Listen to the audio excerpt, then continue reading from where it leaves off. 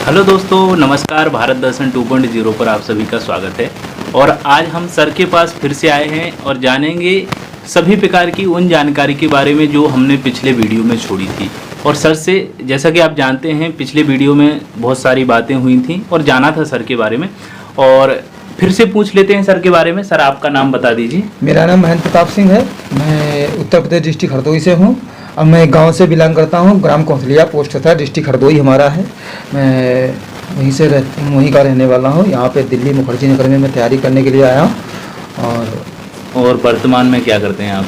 वर्तमान में मैं रेलवे में टीटी था, वहाँ पे से मैं लीव ले लिया है। और इस समय छुट्टी पे हूँ और अपनी ओनली यूपीएससी की तैयारी में जुटा हुआ हूँ। अच्छा जी। तो यूपीएससी की आप तैयारी कर रहे हैं? जी। तो यूपीएससी का सिलेबस की बात करें तो बहुत बृहद सिलेबस है, तो इसको कवर कैसे किया आपने? क्या इसकी रणनीति? देखो, यूपीएससी का सिलेबस तो विस्तार से ज़्यादा बड़ा है ही, लेकिन उसको छोटा किया जा सकता है। जैसे आपका हिस्ट्री हो गया, पॉलिटी हो गया, ज्योग्राफी हो गया, एनवायरनमेंट हो गया, साइंस टेक्नोलॉजी हो गया, ये थोड़ा कवर करो, थोड़ा थोड़ा पढ़ लो। बाद बाकी थोड़ा सोशल मीडिया का भी सहारा लो, क्योंकि बुक्स इतनी मोटी मोटी होती है ना, तो उनको देख के ही व्यक्ति को नींद आने लगती है। एनसीईआरटी जितनी हो गई, 6 से लगा करके 12 तक हो गई, उनको पढ़ना, ये सब सिलेबस पढ़ना बहुत भारी पड़ जाता है। थोड़ा सोशल मीडिया का सारा लो, यूट्यूब वगैरह पे सर्च करो, तो उस पर जैसे कहानियाँ वगैरह हैं वो पढ़ लिए, तो उनको अब थोड़ा करंट अफेयर्स पढ़ लिए, तो उनको मिनिमाइज करने में थोड़ा दिक्कत नहीं ज़्यादा होती है, क्योंकि इससे जो है सिलेबस कवर रहता है। और बाद बाकी हमारा ये मानना है कि जो नए लोग एस्पिरेंट हैं उनके लिए वो जितना टेक्स्ट सीरीज लास्ट में सॉल्व करें उतना ही बढ़िया है जी। अच्छा, सिलेबस बेस कंप्लीट होगा, बेस से क्या होगा, मेंस भी होगा, प्री भी हो जाएगा। प्री के और मेंस के दोनों के लिए टेक्स्ट सीरीज सॉल्व करना अनिवार्य है। जितनी सॉल्व कर पाओ उतने अच्छा है, क्योंकि एग्जाम के दौरान 2-3 महीने पहले जो है जितनी टेक्स्ट सीरीज सॉल्व कर पाओ, जितनी टेक्स्ट सीरीज सॉल्व करो उतनी सॉल्व करो, क्योंकि उससे क्या होगा, बेस कंप्लीट हुआ होगा थोड़ा बहुत, और आपको एक आइडिया लग जाएगा कि एग्जाम में क्या क्या चीजें पूछी जाती हैं और किस तरह से पूछी जाती हैं जी। और जैसा कि आप इंटरव्यू तक पहुंचे हैं पिछली बार, जी जी जी जी, तो इंटरव्यू से क्या कमी रही आपको कि आप इंटरव्यू से थोड़ा बाहर? मैं इंटरव्यू से बाहर इसलिए हो गया था क्योंकि मैं मॉक इंटरव्यू की तैयारी भी नहीं कर पाया था। मेरे को टाइम नहीं मिल पाता था, क्योंकि मैं ड्यूटी पे रहता था। ड्यूटी से फिर ये सब करना, क्योंकि मॉक इंटरव्यू जो होता है वो प्रैक्टिस पे होता है, तो प्रैक्टिस हम नहीं कर पाए थे। अब वही कारण रहा होगा, उसी की वजह से। पूर्ण कारण तो वही बता सकता है जिसने इंटरव्यू मेरा लिया था। अच्छा जी जी जी जी। अच्छा, तो आपका ऑप्शनल क्या रहा है? ऑप्शनल मेरा हिंदी साहित्य रहा है, और हिंदी साहित्य जो है ऑप्शनल जिसने भी पूरा हिंदी पढ़ लिया, 4-5 भी क्लासें कर ली ना उसने, वो हिंदी साहित्य को नहीं छोड़ेगा। हिंदी साहित्य इतना रोमांटिक विषय है, इतना अच्छा विषय है। इसमें आईएएस बनो अथवा मत बनो, लेकिन हिंदी साहित्य जो है वो जीवन जीने की राह को सिखाता है कि जीवन कैसे जिया जाता है, एक व्यक्ति जो है कैसे खुद को महान बनाता है। अच्छा, तो हिंदी साहित्य की बात करें तो कुछ पंक्तियां याद होंगी, बहुत सारे लेखक हैं, कवि हैं उसमें। जैसे हमारे अमीर खुसरो ने ही प्रेम पे ही पंक्तियां दी हैं, क्योंकि आजकल ट्रेंड भी वही चल रहा है। तो उसमें उन्होंने कहा है कि खुसरो दरिया प्रेम का उल्टी बाकी धार, जो उतरा सो डूब गया, जो डूबा सो पार। इसमें भी खुसरो जी ने कहा है कि जो है ये, चाहे यूपीएससी ले लो, चाहे जगत की बात ले लो, ये प्रेम रूपी ही जगत है, उसमें उन्होंने दर्शाया है। तो इसमें जो भी उतरा, चाहे यूपीएससी सिलेबस में ही ले लो, आप यूपीएससी के सिलेबस में जब उतरोगे, जब उसको पढ़ोगे, उस चीज़ों पे गहराइयों को समझोगे, तो आप उतर पार हो जाओगे। आप दोहा एक ही है, इसके अर्थ अनेक हैं। आप कहाँ पे इसको जोड़ना चाहते हो वो आपके ऊपर डिपेंड करता है। आप इधर को प्रेम की तरफ ले जाओगे तो प्रेम में जुड़ जाएगा, अगर यूपीएससी की तरफ ले जाओगे तो यूपीएससी, क्योंकि प्रेम ही है, क्योंकि प्रेम से ही किसी से भी प्रेम हो सकता है। हाँ, प्रेम किसी से भी हो सकता है। आप किताबों से करोगे तो अनसक्सेस नहीं होगे, बाद बाकी वगैरह वगैरह से करोगे ETC तो अनसक्सेस हो सकते हो। संभावना है, हो सकते हो। और जरूरी नहीं, प्रेम भी देखो, हमारे चाणक्य जो थे, चंद्रगुप्त मौर्य को जब महारानी दुर्धरा से जब प्रेम हुआ था बचपन में, जब भद्रभट्ट ने बताया चंद्रगुप्त मौर्य को कि महाराज चंद्रगुप्त को तो दुश्मन की लड़की से प्रेम हो गया है, तो उन्होंने कहा प्रेम प्रतीक है, ठीक, अच्छी बात है, लेकिन प्रेम करना गलत बात नहीं है, लेकिन प्रेम जो है पथ प्रदर्शक में बाधा बन सकता है। अगर ऐसा ही न होता तो आज घर घर चंद्रगुप्त मौर्य होते। एक तुम ही महान नहीं थे, क्योंकि प्रेम का त्याग करना ही महानता की पराकाष्ठा है। अच्छा, बहुत बढ़िया बात है। तो ये बताइए कि जो याददाश्त है आपकी, जो इतना आपने दिमाग में बैठा रखा है, तो कहीं ना कहीं ये याद करने की क्या कला है आपके पास? क्या बहुत सारे स्टूडेंट के पास ये रहता है, पढ़ते तो हैं लेकिन वो भूल जाता है, तो आपने क्या देखो, मेरे याद करने की कला यही है कि मैं दिन भर जो है सोशल मीडिया पे ही मैं रहता हूँ। यूट्यूब पे कहीं इसकी कहानी देखी, कहीं उसकी कहानी देखी, कहीं ये किताब खोजी, कहीं वो किताब खोजी, तो उनकी कहानियां मैं पढ़ा करता हूँ। तो उनको कंबाइंड कैसे किया जाता है, जैसे कहानी आपने सुन ली तो उसको जो है बीच में कंबाइंड कैसे किया जाएगा, वो चीज़ें सब सीख गए। तो उसी सिलेबस से जो है मैं ये सब चीज़ें याद कर लेता हूँ, क्योंकि किताबें जो है पढ़ना थोड़ा, किसी कोई भी व्यक्ति हो, इतनी मोटी किताब मिल जाएगी आपको तो उसको कैसे पढ़ोगे, देख के ही नींद आने लगी। जैसे स्पेक्ट्रम है या वो एम लक्ष्मीकांत है या अदरवाइज कोई भी पुस्तक उठा लो, एनसीईआरटी कोई भी पुस्तक उठाओ, गाइड वगैरह इतनी इतनी मोटी मोटी आती हैं, तो उनको देख के ही नींद आने लगती है। तो सोशल मीडिया का सारा जो ज़्यादा लेता हूँ तो उससे जो है हमें चीज़ें इजीली याद हो जाती है। हमारा मानना जो है जिस हिसाब से हम याद करते हैं, याद मतलब ये है कि कहीं पे भी पढ़ो लेकिन उसको जोड़ के हम अपने सिलेबस से रखते हैं। जी, जब तक की चीज़ों को जोड़ना नहीं सीखोगे तब तक की यूपीएससी क्लियर नहीं होगा। किताबें पढ़ने से कितनी भी पढ़ डालो, कितना भी रटा होगा, नहीं कर पाओगे, क्योंकि क्वेश्चन जितने भी आज के दौर में आ रहे हैं सब करंट अफेयर्स से लिंक करके जोड़ के आ रहे हैं। तो करंट अफेयर्स जब तक की आता भी होगा आपको, जब तक की जोड़ना नहीं सीखोगे तब तक की कैसे आप निकाल लोगे। अच्छा जी। अच्छा, ये बताइए कि आप यूपी से हैं। जी।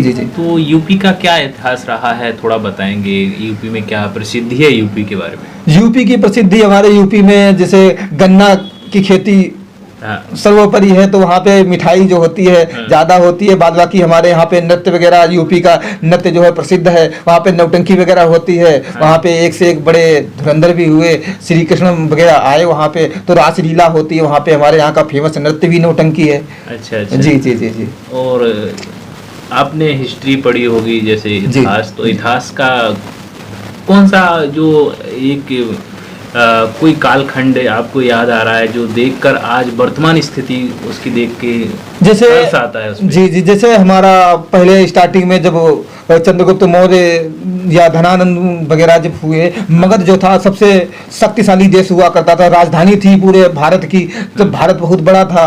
और आज उसकी स्थिति इतनी बुरी हो गई कुछ पूछो मत, क्योंकि बाहर के कुछ लोग आए, जैसे इतने विदेशकारी आक्रमण हुए, सब मगध पे ही हुए, तो आज जीर्ण छीण इतनी व्यवस्था उसकी बुरी हो गई। फिर पॉलिटिशियन लोग आए, उसकी मतलब इतनी बुरी व्यवस्था कर दी गई कि वो आज अल्पसंख्यक मत में जाने के लिए तैयार है। तो ये सब हमारी ही कल्चर का, हमारा ही दोष रहा कि हमारे अपने आपस में फूट रही, आपस में एकता नहीं बन पाई, जो है विदेशियों ने इतने दिनों तक राज किया और हमारे मगध जैसे इतने शक्तिशाली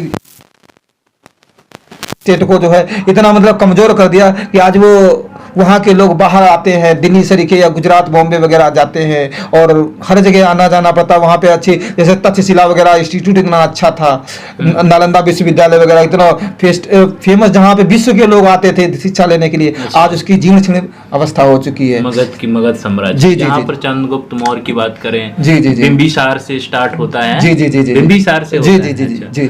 तो ये मगध की बात करें, बहुत से ऐसे और भी कोई कालखंड होंगे जहाँ से आप कोई सीख देना चाहें?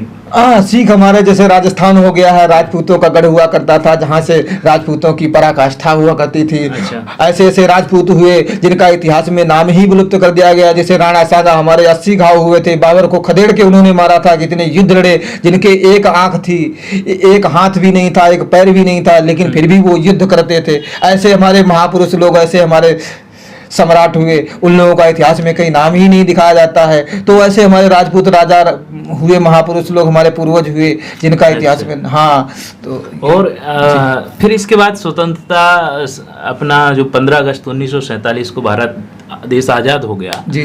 तो आज़ाद होने के पहले और आज़ाद होने के बाद भारत की स्थिति में किस प्रकार का बदलाव आया?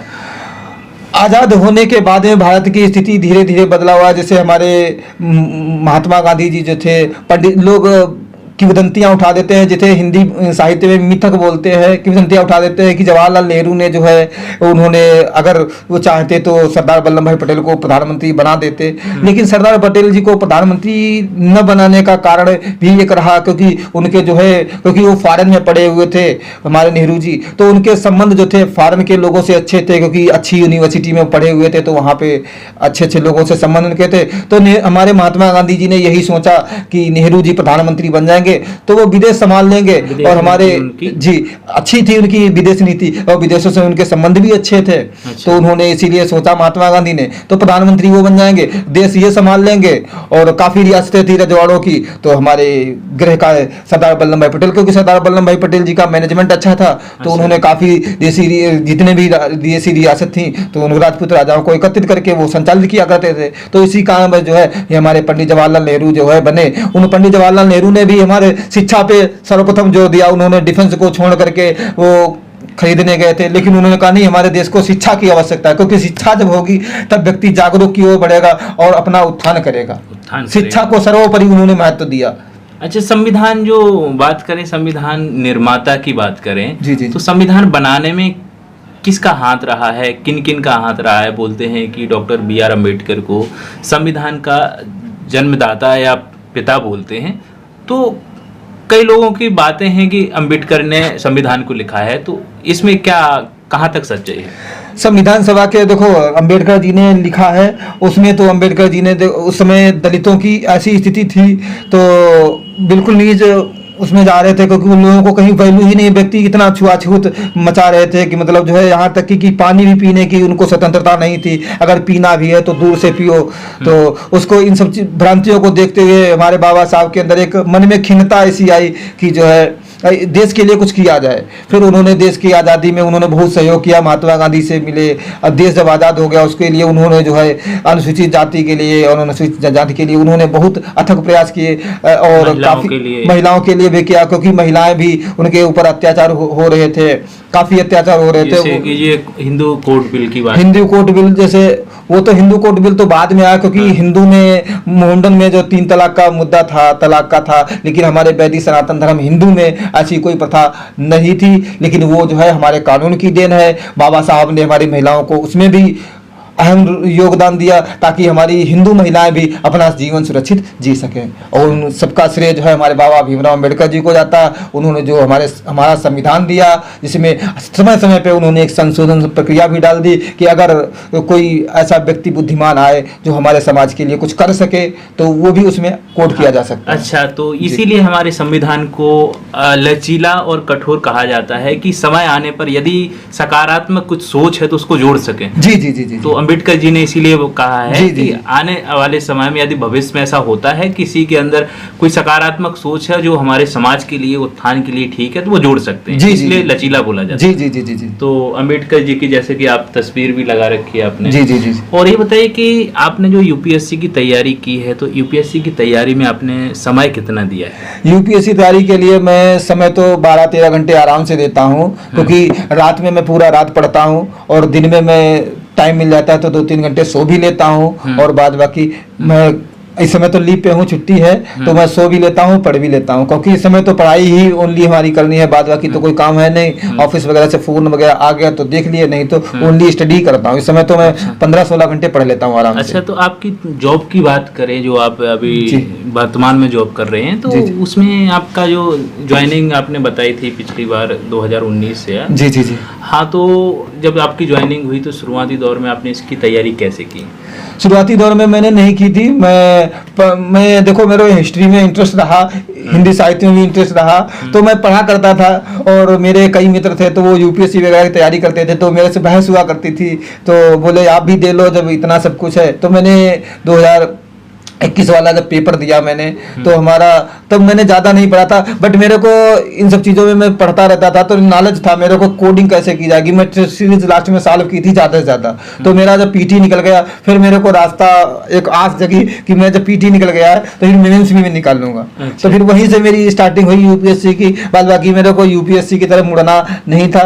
और कहते हैं ना, एक दोहा भी कहा गया है कि चिंता बाकी कीजिए जाकी चिंता होए, और होनी अनहोनी नहीं होनी है से होए। कि होनी हमारी थी कि यूपीएससी की तरफ मुड़े, तो इधर ही भगवान कहते हैं ना, कुछ किस्मत भी साथ देती है, कुछ कर्म भी होता है, तो दोनों चीजें हमारी साथ दी, तो मैं इधर मुड़ा। अच्छा अच्छा। अच्छा, तो आपका अंतिम मैसेज क्या रहेगा सभी एस्पिरेंट के लिए? मेरा अंतिम मैसेज यही एस्पिरेंट्स के लिए है, चाहे नए हो चाहे पुराने हो, असफल हो या सफल हो। सफल हो गए उनकी तो कोई बात ही नहीं है, जो असफल है या नए जो एस्पिरेंट हैं वो अपना थोड़ा बेस कंप्लीट करें, और ज़्यादा से ज़्यादा पेपर होने के 2-3 महीने पहले जितनी टेस्ट सीरीज सॉल्व कर पाएं उतनी टेस्ट सीरीज सॉल्व करें, जिससे क्या होगा, और करंट अफेयर्स पढ़ें, कहीं का भी करंट अफेयर्स हो तुरंत पढ़ें उसको, क्योंकि बिना करंट अफेयर्स के पीटी निकालना पॉसिबल ही नहीं है। और थोड़ा जैसे साइंस एंड टेक्नोलॉजी एनवायरनमेंट के जो क्वेश्चंस आते हैं, थोड़ा इंग्लिश इतनी सीख लें, क्योंकि इंग्लिश कंपलसरी पेपर होता है, क्योंकि इंग्लिश कंपलसरी पेपर में अगर फेल हो गए तो 7 कॉपियां ही नीचे होंगी, क्योंकि 2 पेपर होते हैं ना उसके। तो इतना समझ लें, ताकि जैसे साइंस एंड टेक्नोलॉजी के हिंदी में वर्ड जो आते हैं वो इतने टिपिकल होते हैं कि उनको समझ पाना थोड़ा कठिन पड़ जाता है। तो आप इतनी इंग्लिश समझ लो कि उन चीज़ों को पढ़ लो, उनका अर्थ निकाल लो। अच्छा। तो इसके लिए मैं नए एस्पिरेंटों के लिए यही कहूँगा, थोड़ा इंग्लिश पे भी थोड़ा फोकस करें, ज़्यादा नहीं, थोड़ा फोकस करो, ताकि पेपर इंग्लिश कंपलसरी जो आता है ना उसमें भी आपको हेल्प मिलेगी। अच्छा अच्छा। बाद बाकी एग्जाम निकालना कोई बड़ी बात नहीं है, जो मैं बता रहा हूँ। अब हर व्यक्ति का सोचने का नजरिया अलग होता है, आचार्य चाणक्य कहा करते थे, हर व्यक्ति का सोचने का रंग अलग होता है, ढंग अलग होता है, हर व्यक्ति का कार्य अलग होता है। और ऐसा भी नहीं कि हम ही जो बता रहे हैं वही सत्य है, क्योंकि कई टॉपर्स के हमने नोट्स भी पढ़े और हमने बुकें भी देखी और वो भी उनके पढ़ते हैं। तो हर व्यक्ति अलग अलग है, ये नहीं कि किसी ने बोल दिया कि नहीं कोई चीज शॉर्टकट में देखो तभी अच्छे नंबर आएंगे, किसी ने बोला नहीं लॉन्ग कट में देखो, नहीं, रणनीति अपनी बनाओ, वो कैसे बनानी है वो आपके ऊपर डिपेंड करता है। लोग दूसरे के देखो, दूसरे का रास्ता जो होता है वो भयावह होता है, खुद का बनाया हुआ रास्ता आसान होता है। तुम कैसे नोट्स बना रहे हो, किस तरीके से बना रहे हो वो तुम समझोगे, दूसरे के नोट्स भी देख लिए वो शॉर्टकट में उसे बना दिया तो वो समझ में नहीं आएगा। नोट्स अपने बनाओ, रणनीति अपनी बनाओ। हाँ, उससे कुछ सीख ली जा सकती है कि वो आगे बढ़ा तो कैसे बढ़ा, वो जज्बा वो जुनून अपने अंदर रखना चाहिए। आपने अपना कीमती समय दिया, इसके लिए धन्यवाद। दोस्तों, हमने सर से बात की, सभी प्रकार की जानकारी दी, क्या मोटिवेशनल बातें करते हैं और सभी प्रकार की ज्ञान की बात करें, नॉलेज की बात करें, कुछ क्वेश्चन पूछे, कुछ जवाब दिए, उनने बहुत सारे जवाब दिए। मगध के बारे में चर्चा हुई, वो बहुत सारी पंक्तियां भी बोली, मेरे को तो याद भी नहीं है, और अच्छा लगा बात करके। और आशा करते हैं कुछ नया आपको सीखने को मिला होगा और अपने जीवन में आप अपने सपनों को पूरा करने में साकार होंगे, यही हमारी कामना है। मिलेंगे अगले वीडियो में नए टॉपिक के साथ, तब तक के लिए नमस्कार, धन्यवाद।